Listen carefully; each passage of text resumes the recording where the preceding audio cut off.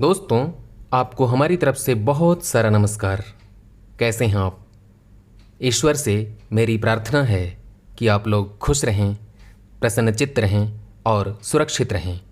हमारे YouTube channel मनमीत में आप सभी का बहुत बहुत स्वागत है। दोस्तों, आज मैं आपके लिए लाया हूँ मुंशी प्रेमचंद की मशहूर कहानी बलिदान। दोस्तों, कहानीकार भी एक चित्रकार होता है। वह शब्दों के माध्यम से चित्रकारी करता है, अपने शब्दों के द्वारा अपनी कलाकृतियों को आकार देता है।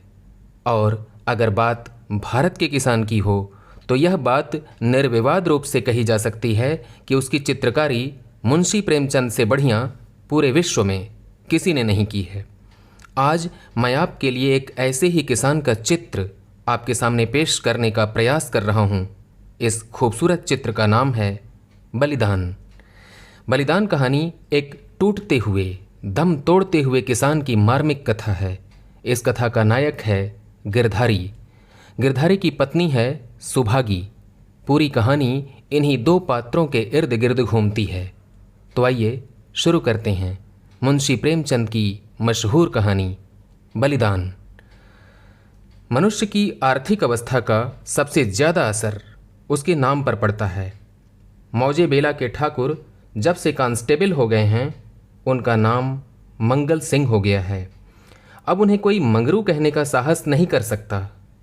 कल्लू अहीर ने जब से हल्के के थानेदार साहब से मित्रता कर ली है और गांव का मुखिया हो गया है, उसका नाम कालिका दीन हो गया है।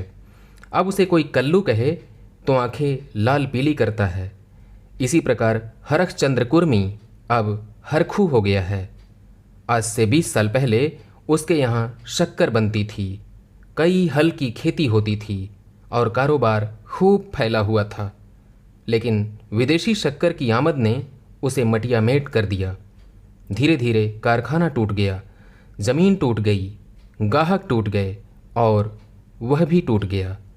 70 वर्ष का बूढ़ा जो एक तकिएदार माचे पर बैठा हुआ नारियल पिया करता था, अब सिर पर टोकरी लिए खाद फेंकने जाता है। परंतु उसके मुख पर अब भी एक प्रकार की गंभीरता, बातचीत में अब भी एक प्रकार की अकड़, चाल ढाल में अब भी एक प्रकार का स्वाभिमान भरा हुआ है। इन पर काल की गति का प्रभाव नहीं पड़ा। रस्सी जल गई पर बल नहीं टूटा। भले दिन मनुष्य के चरित्र पर सदैव के लिए अपना चिन्ह छोड़ जाते हैं। हरखू के पास अब केवल 5 बीघा जमीन है, केवल 2 बैल हैं और 1 हल की खेती होती है। लेकिन पंचायतों में आपस की कलह में उसकी सम्मति अब भी सम्मान की दृष्टि से देखी जाती है। वह जो बात कहता है बेलाग कहता है और गांव के अनपढ़े उसके सामने मुंह नहीं खोल सकते। हरखू ने अपने जीवन में कभी दवा नहीं खाई। वह बीमार ज़रूर पड़ता है। कुआर मास में मलेरिया से कभी न बचता था, लेकिन 10-5 दिन में वह बिना दवा खाए ही चंगा हो जाता था। इस वर्ष भी कार्तिक में बीमार पड़ा और यह समझकर कि अच्छा तो हो ही जाऊंगा, उसने कुछ परवाह ना की। परंतु अब की ज्वर मौत का परवाना लेकर चला था। 1 सप्ताह बीता, दूसरा सप्ताह बीता, पूरा महीना बीत गया, पर हरखू चारपाई से ना उठा। अब उसे दवा की ज़रूरत मालूम हुई। उसका लड़का गिरधारी कभी नीम के सींके पिलाता, कभी गुर्च का सत्त, कभी गदापुरना की जड़, पर इन औषधियों से कोई फायदा ना होता था। हरखू को विश्वास हो गया कि अब संसार से चलने के दिन आ गए। एक दिन मंगल सिंह उसे देखने आए। बेचारा टूटी खाट पर पड़ा राम राम जप रहा था। मंगल सिंह ने कहा, बाबा बिना दवा खाए अच्छे ना होंगे, कुनैन क्यों नहीं खाते? हरखू ने उदासीन भाव से कहा, तो लेते आना। दूसरे दिन कालिका दीन ने आकर कहा, बाबा 2-4 दिन कोई दवा खा लो, अब तुम्हारी जवानी की देह थोड़े है कि बिना दवा दर्पण के अच्छे हो जाओगे। हरखू ने उसी मंद भाव से कहा, तो लेते आना, लेकिन रोगी को देख आना एक बात है, दवा लाकर उसे देना दूसरी बात है। पहली बात शिष्टाचार से होती है, दूसरी सच्ची संवेदना से। न मंगल सिंह ने खबर ली, न कालिका दीन ने, न किसी तीसरे ही ने। हरखू दालान में खाट पर पड़ा रहा। मंगल सिंह कभी नजर आ जाते तो कहता, भैया वह दवा नहीं लाए। मंगल सिंह कतरा कर निकल जाते। कालिका दिन दिखाई देते तो उनसे भी यही प्रश्न करता, लेकिन वह भी नज़र बचा लेता। या तो हरखू को यह सूझता ही नहीं था कि दवा बिना पैसों के नहीं आती, या वह पैसों को जान से भी प्रिय समझता था, अथवा वह जीवन से निराश हो गया था। उसने कभी दवा के दाम की बात नहीं की। दवा न आई। उसकी दशा दिनों दिन बिगड़ती गई, यहाँ तक कि 5 महीने कष्ट भोगने के बाद उसने ठीक होली के दिन शरीर त्याग दिया। गिरधारी ने उसका शव बड़ी धूमधाम से निकाला। क्रियाकर्म बड़े हौसले से किया। कई गांवों के ब्राह्मणों को निमंत्रित किया। बेला में होली नहीं मनाई गई। न अबीर और गुलाल उड़ी, न डफली बजी, न भंग की नालियां बहीं। कुछ लोग मन में हरखू को कोसते जरूर थे कि बुढ़े को आज ही मरना था, 2-4 दिन बाद मरता, लेकिन इतना निर्लज्ज कोई न था कि शोक में आनंद मनाता। वह शहर नहीं था जहाँ कोई किसी के गम में शरीक नहीं होता, जहाँ पड़ोसी के रोने पीटने की आवाज़ हमारे कानों तक नहीं पहुँचती। हरखू के खेत गांव वालों की नज़र पर चढ़े हुए थे।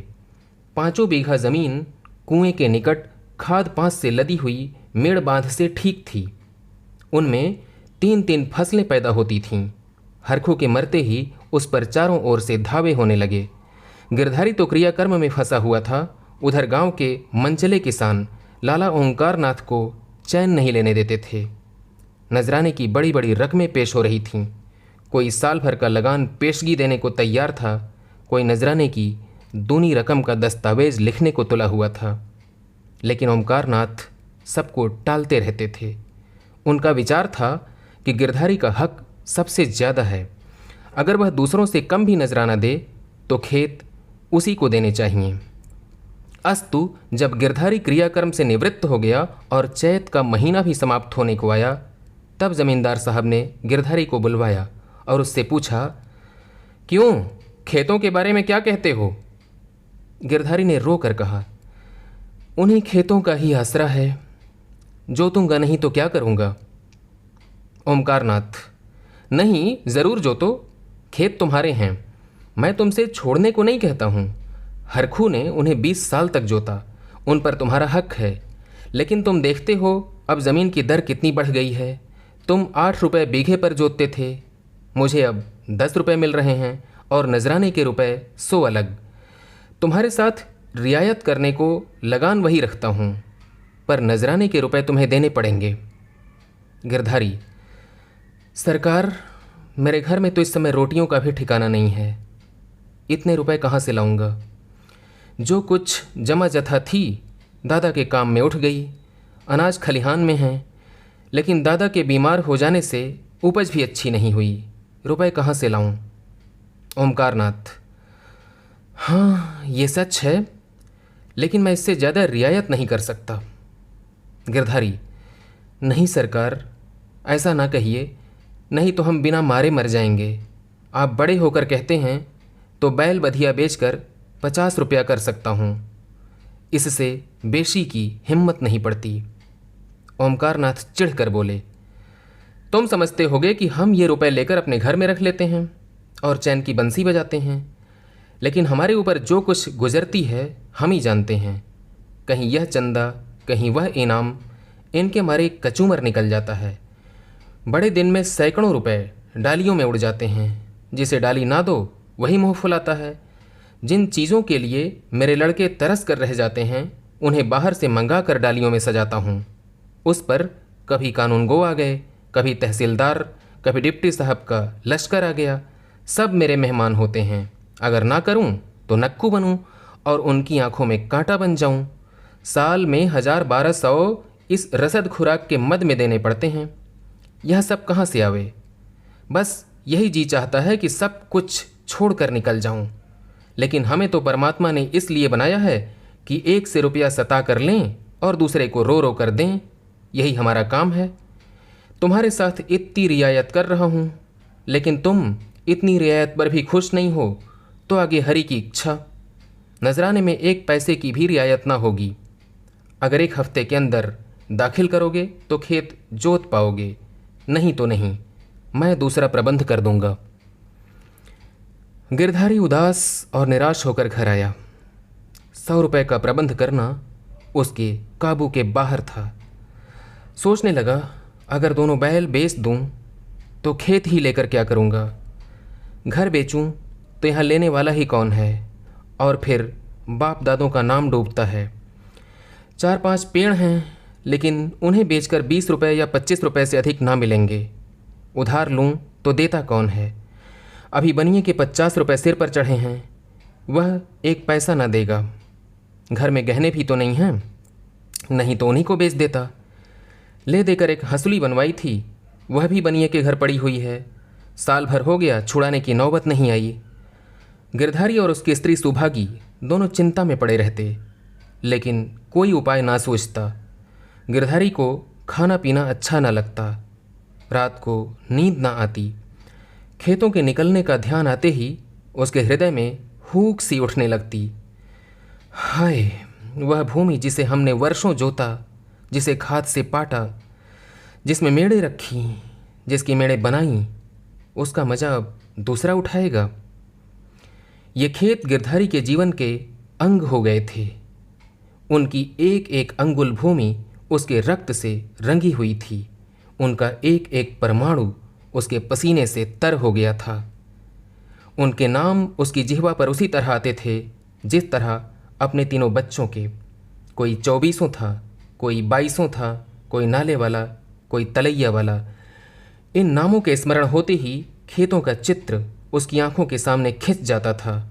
वह इन खेतों की चर्चा इस तरह करता मानो वे सजीव हों, मानो उसके भले बुरे के साथी हों। उसके जीवन की सारी आशाएं, सारी इच्छाएं, सारे मंसूबे, सारी मन की मिठाइयाँ, सारे हवाई किले इन्हीं खेतों पर अवलंबित थे।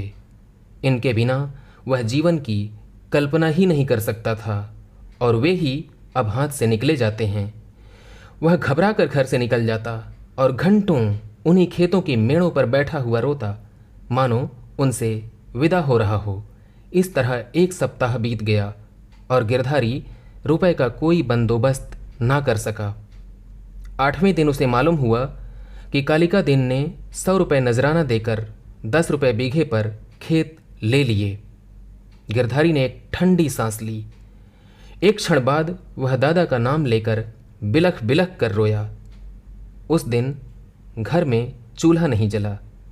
ऐसा मालूम होता था मानो हर खू आज ही मरा हो। लेकिन सुभागी यों चुपचाप बैठने वाली स्त्री ना थी।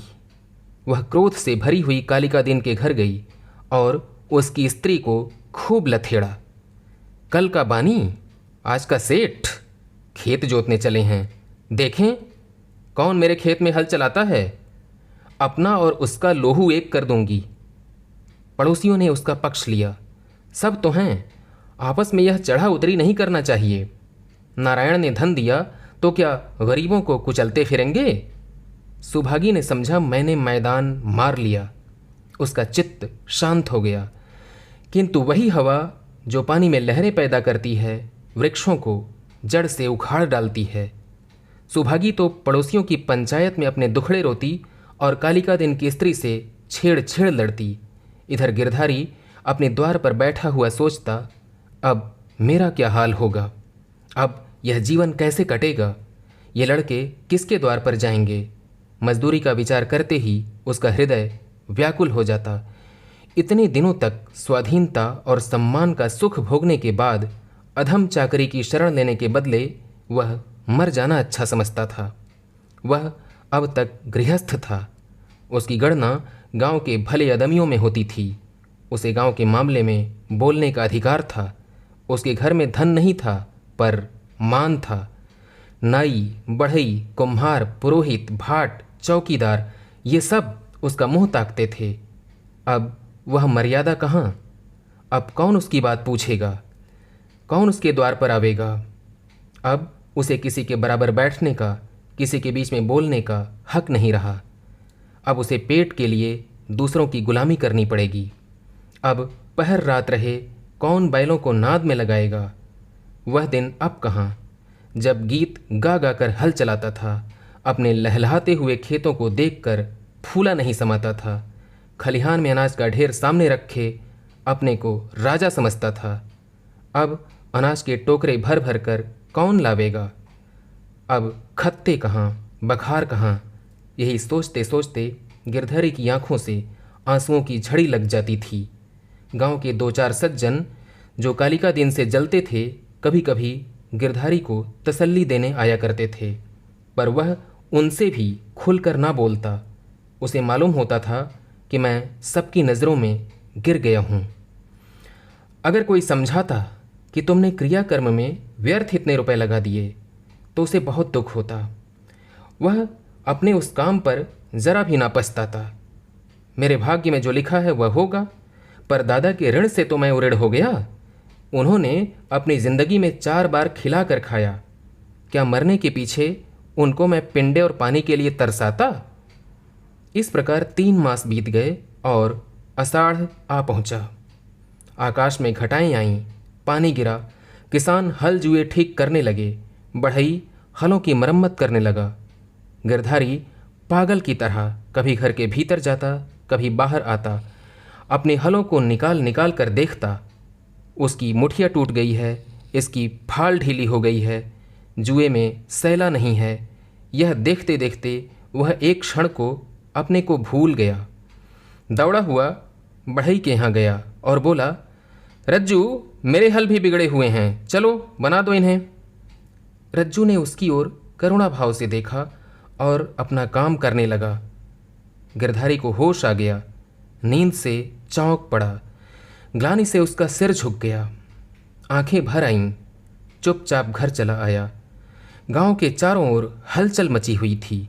कोई सन के बीज खोजता फिरता था, कोई ज़मींदार के चौपाल से धान के बीज लिए आता था।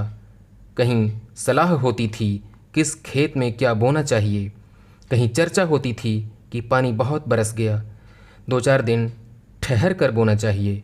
गिरधारी ये बातें सुनता और जलहीन मछली की तरह तड़पता था। एक दिन संध्या के समय गिरधारी खड़ा अपने बैलों को खुजला रहा था कि मंगल सिंह आए और इधर उधर की बातें करके बोले, गोई को बांध कर कब तक खिलाओगे, निकाल क्यों नहीं देते। गिरधारी ने मिलन भाव से कहा, हाँ, कोई गाहक आवे तो निकाल दूं। मंगल सिंह, एक गाहक तो हम ही हैं, हम ही को दे दो। गिरधारी अभी कुछ उत्तर नहीं दे पाया था कि तुलसी बनिया आ गया और गरज कर बोला, गिरधारी, तुम्हें रुपए देने हैं कि नहीं, बताओ। 3 महीने से हीला हवाली करते चले आ रहे हो, अब कौन खेती करते हो कि तुम्हारी फसल को अगोरे बैठे रहें। गिरधारी ने दीनता के भाव से कहा, साह, जैसे इतने दिनों माने हो, आज और मान जाओ, कल तुम्हारी एक एक कौड़ी चुका दूंगा। मंगल और तुलसी ने इशारे में बातें की और तुलसी भुनभुनाता हुआ चला गया। तब गिरधारी मंगल सिंह से बोला, तुम इन्हें ले लो तो घर के घर में ही रह जाएं, कभी कभी आँख में देख तो लिया करूँगा। मंगल, मुझे अभी तो ऐसा कोई काम नहीं, लेकिन घर पर सलाह करूँगा। गिरधारी, मुझे तुलसी के रुपए देने हैं, नहीं तो खिलाने को तो भूसा है। मंगल, ये तुलसी बड़ा बदमाश है, कहीं नालिश ना कर दे। सरल हृदय गिरधारी धमकी में आ गया। कार्यकुशल मंगल सिंह को सस्ता सौदा करने का यह अच्छा सुअवसर मिला। 80 रुपये की जोड़ी 60 रुपये में ठीक कर ली। गिरधारी ने अब तक बैलों को न जाने किस आशा से बांध कर खिलाया था। आज आशा का वह कल्पित सूत्र भी टूट गया। मंगल सिंह गिरधारी की खाट पर बैठकर रुपए गिन रहा था और गिरधारी बैलों के पास विषादमय नेत्रों से उनके मुंह की ओर ताक रहा था। आह, यह मेरे खेतों के कमाने वाले, मेरे जीवन के आधार, मेरे अन्नदाता, मेरी मान मर्यादा की रक्षा करने वाले, जिनके लिए पहर रात से उठकर छांटी काटता था, जिनके खली दाने की चिंता अपने खाने से ज़्यादा रहती थी, जिनके लिए सारा दिन दिन भर हरियाली उखाड़ा करता था। ये मेरी आशा की दो आँखें, मेरे इरादे के दो तारे, मेरे अच्छे दिनों के दो चिन्ह, मेरे दो हाथ अब मुझसे विदा हो रहे हैं। जब मंगल सिंह ने रुपए गिनकर रख दिए और बैलों को लेकर चला, तब गिरधारी बैलों के कंधों पर सिर रखकर खूब फूट फूट कर रोया, जैसे कन्या मायके से विदा होते समय माँ बाप के पैरों को नहीं छोड़ती, उसी तरह गिरधारी इन बैलों को नहीं छोड़ता था। सुभागी भी दालान में खड़ी रो रही थी और छोटा लड़का मंगल सिंह को एक बांस की छड़ी से मार रहा था। रात को गिरधारी ने कुछ नहीं खाया, चारपाई पर पड़ा रहा। प्रातःकाल सुभागी चिलम भर कर ले गई तो वह चारपाई पर ना था। उसने समझा कहीं गए होंगे, लेकिन जब 2-3 घड़ी दिन चढ़ आया और वह ना लौटा तो सुभागी ने रोना धोना शुरू किया। गांव के लोग जमा हो गए, चारों ओर खोज होने लगी, पर गिरधारी का कहीं पता न चला। संध्या हो गई, अंधेरा छा रहा था। सुभागी ने दिया जलाकर गिरधारी के सिरहाने रख दिया और बैठी द्वार की ओर ताक रही थी कि सहसा उसे पैरों की आहट मालूम हुई। सुभागी का हृदय धड़क उठा। वह दौड़कर बाहर आई और इधर उधर ताकने लगी। उसने देखा कि गिरधारी बैलों की नांद के पास सिर झुकाए खड़ा है। सुभागी बोल उठी, घर आओ, वहाँ खड़े होकर क्या कर रहे हो? आज सारा दिन कहाँ रहे? यह कहते हुए वह गिरधारी की ओर चली। गिरधारी ने कुछ उत्तर ना दिया। वह पीछे हटने लगा और थोड़ी दूर जाकर गायब हो गया। सुभागी चिल्लाई और मूर्छित होकर गिर पड़ी। दूसरे दिन कालिका दिन हल लेकर अपने खेत पर पहुँचे। अभी कुछ अंधेरा था। बैलों को हल में लगा रहे थे कि यकायक उन्होंने देखा कि गिरधारी खेत की मेड़ पर खड़ा है। वही मिर्जई, वही पगड़ी, वही सोंटा। कालिका दिन ने कहा, अरे गिरधारी, मर्दे आदमी तुम यहाँ खड़े हो और बेचारी सुभागी वहाँ घर पे हैरान हो रही है, कहाँ से आ रहे हो? यह कहते हुए बैलों को छोड़कर गिरधारी की ओर चले। गिरधारी पीछे हटने लगा और पीछे वाले कुएं में कूद पड़ा। कालिका दिन ने चीख मारी और हल बैल वहीं छोड़कर भागा। सारे गांव में शोर मच गया और लोग नाना प्रकार की कल्पनाएं करने लगे। कालिका दिन को गिरधारी वाले खेतों में जाने की हिम्मत न पड़ी। गिरधारी को गायब हुए 6 महीने बीत चुके हैं। उसका बड़ा लड़का अब एक ईंट के भट्ठे पर काम करता है और 20 रुपये महीने घर लाता है। अब वह कमीज़ और अंग्रेजी जूता पहनता है। घर में दोनों जून तरकारी पकती है और जौ के बदले गेहूं खाया जाता है, लेकिन गांव में उसका कुछ भी आदर नहीं। वह अब मजदूर है। सुभागी अब पराए गांव में आए हुए कुत्ते की भांति दुबकती फिरती है। वह अब पंचायत में नहीं बैठती। वह अब मजदूर की माँ है। कालिका दिन ने गिरधारी के खेतों से इस्तीफ़ा दे दिया है, क्योंकि गिरधारी अभी तक अपने खेतों के चारों तरफ मंडराया करता है। अंधेरा होते ही वह मेड़ पर आकर बैठ जाता है और कभी कभी रात को उधर उसके रोने की आवाज़ सुनाई देती है। वह किसी से बोलता नहीं, किसी को छेड़ता नहीं। उसे केवल खेतों को देखकर संतोष होता है। दिया जलने के बाद उधर का रास्ता बंद हो जाता है। लाला ओंकारनाथ बहुत चाहते हैं कि उनके ये खेत उठ जाएं, लेकिन गांव के लोग अब उन खेतों का नाम लेने से भी डरते हैं। दोस्तों, ये थी मुंशी प्रेमचंद की कहानी बलिदान। आपको कैसी लगी अपने कमेंट में ज़रूर बताइएगा। आपके कमेंट का हमें इंतज़ार रहता है। अब आपसे मुलाकात होगी अगले वीडियो में। तब तक के लिए आज्ञा दीजिए। नमस्कार।